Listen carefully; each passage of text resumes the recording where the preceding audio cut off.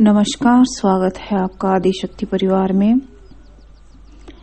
ये शांतनु चडियार इनका नाम है और इन्होंने अपने मामा जी के साथ की जाने वाली अप्सरा साधना के अनुभव शेयर किए हैं। और ये साधना इन्होंने कहीं से दीक्षा लेकर नहीं की है, केवल एक किताब पर इन्होंने पढ़ा था, वहीं से पढ़कर के इन्होंने जो साधना की है उसका अनुभव शेयर किया है। और लिख रहे हैं कि माता जी आप इस पर वीडियो बनाइएगा। ये लिख रहे हैं कि नमस्कार, मैंने दूसरी बार आज आपका चैनल देखा है और मुझे ये बहुत अच्छा लगा। और आपके चैनल पे मैं एक बार पहले वीडियो देखा था तो 5-7 वीडियो इकट्ठा ही देख डाला था। उसके बाद समय नहीं लगा। फिर कल परसों मैं आपका वीडियो देख रहा था तो देखते देखते मैंने आपका लेटेस्ट वीडियो देखा। तब मुझे बड़ा अच्छा लगा कि आपने योगिनी साधना का किसी का अनुभव पोस्ट किया था और वो एक्सपीरियंस बड़ा अच्छा था। तो मैंने उसी एक्सपीरियंस को सुनकर के सोचा अब मैंने और मेरे मामा ने जो साधना की है उसका अनुभव आपके साथ मैं लिख करके भेजता हूँ। मैंने और मेरे मामा ने अप्सरा साधना की थी। मैं और मेरे मामा लगभग एक ही एज के हैं, 2 से 4 साल का हम में फर्क है। और मैं वैसे बिहार का रहने वाला हूँ। मेरे मामा मुझसे बहुत स्नेह रखते हैं, 2-4 सालों का ही फर्क है और हम आपस में एक दोस्त की तरह ही रहते हैं। मैं और मामा अक्सर सारे काम इकट्ठे ही करते हैं। जो मैं आज साधना का अनुभव भेजूंगा, मैंने और मेरे मामा ने एक किताब पर पढ़ करके ये साधना की थी। उसका ये अनुभव आप लोगों के साथ भेज देना, पोस्ट कर देना, मुझे अच्छा लगेगा।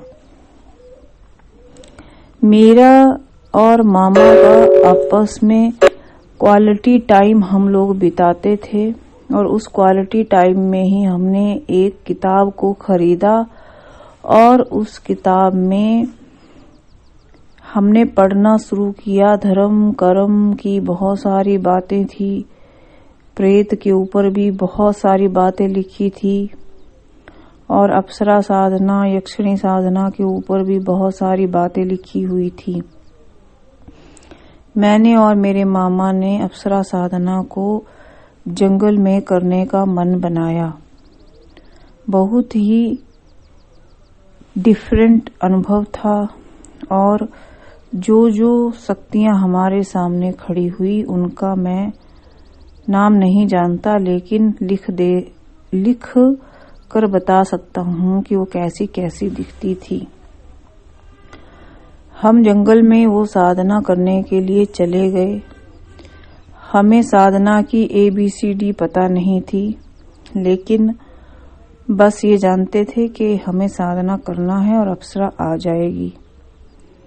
हमारे मन में उल्टे सीधे गलत विचार ज्यादा रहते थे और हम उसको अपनी पत्नी बनाने के लिए ही साधना करना चाहते थे।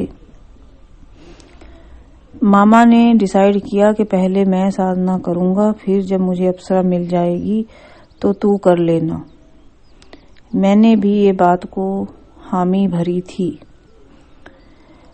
साधना करने को जब हम जंगल में पहुंचे तो पास में ही नदी का किनारा भी था और उस किनारे पर हमने साथ में साधना करना शुरू किया। मामा ने कहा कि मैं यहाँ बैठकर साधना करता हूँ, तो ध्यान रखना कि जंगली जानवर ना आ जाए। मामा मंत्र पढ़ते जा रहा था और जाप करते जा रहा था। पहले मैं बोर हुआ, फिर मैं इधर उधर घूमकर बैठ गया एक पेड़ के नीचे। पेड़ के नीचे बैठा तो पेड़ जोर जोर से हिलने लगा। मैंने सोचा हवा चल रहा है, पर हवा नहीं था। मेरे पास एक छोटा सा मोबाइल था, उससे मैंने टॉर्च जलाकर देखा, कुछ चीज नहीं नजर आई। उसके बाद इधर उधर देखा तो जोर जोर से 5-10 बिल्लियां वहां पर इकट्ठी होकर रोने लगी। मैं घबरा गया। मामा के पास जाकर बोला। मामा बेसुध जाप कर रहा था और मामा शानदार शानदार ऐसा कुछ कहने लगा जाप के बीच में ही। लेकिन मैंने सोचा मामा को ना जाने क्या हुआ, बिल्लियां बढ़ ही रही थी हमारी तरफ। मैंने मामा को लात मार के उठा दिया। मैंने कहा, अबे मामा उठ, देखना क्या है। 10-15 बिल्लियां कहाँ से आ गई। वो बिल्लियां बड़ा भयानक स्वरूप लेकर के उछल कूद करने लगी, हमें चीर फाड़ ही देती। इतने जोर से वो हमारे ऊपर उछली, काट देती हमको दांतों से।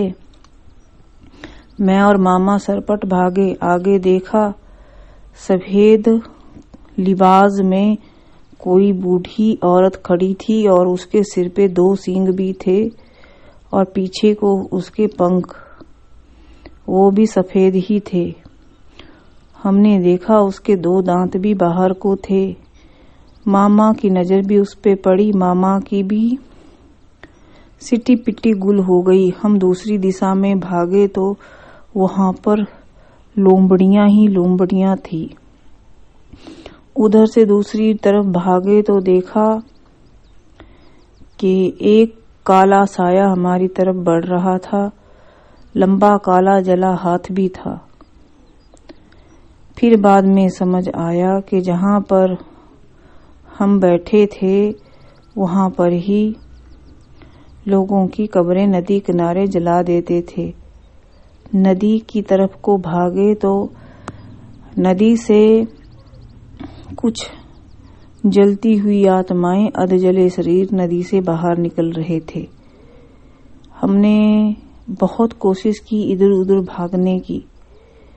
फिर तो मामा ने मुझे रगड़ा और हम ऐसे भागे जैसे कि क्या लिखूं। ऐसे भागे कि सांस ही घर के आंगन में लिया। और तो और हमारा सामान जो लेके गए थे इधर उधर ही गिर गया और जाकर के अपने कमरे में दुबक के बैठ गए। पूरा रात आंखों में काटी। साधना वादना तो छोड़ो, अप्सरा तो क्या आती, वहां पर जो घटा वो बताने लायक ना रहा। मामा और मैंने कान से हाथ लगाया, दोबारा ऐसी गड़बड़ नहीं करेंगे। ऐसे पढ़ने वढ़ने से अप्सरा नहीं आती और ना ही आने वाली होती है। वहां पर तो गलत जगह हम बैठ गए थे। भगवान जाने कैसे हमारी जान बची होगी। उसके बाद तो ना मैंने ना कभी मामा ने कोई साधना करने की सोची। करना होता तो दोबारा ना करना होता। ये पता नहीं क्या लिखा है इन्होंने।